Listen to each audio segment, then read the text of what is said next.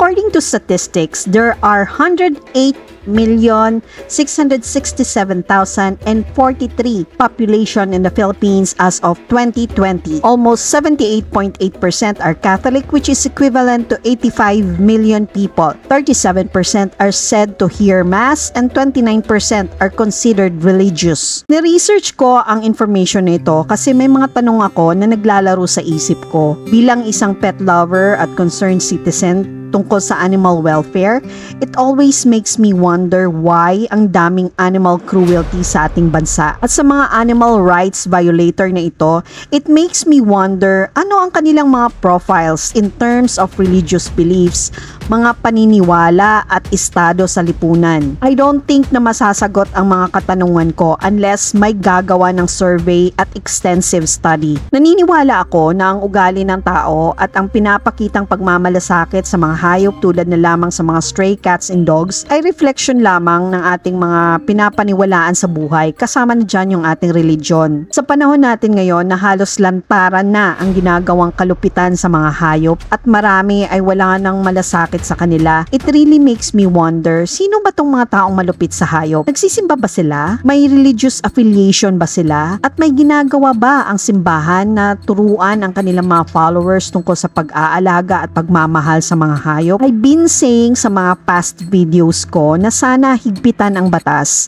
Sana maipatupad ang Senate Bill 2458 ni Senator Grace Poe. But you know what? I realized that all churches, regardless kung ano man ang religion, ay sumali sa usapin ng animal welfare. Bakit? Una, dahil dapat maging concern ang mga simbahan kung ang mga followers ba nila ay nagiging un-Christian na.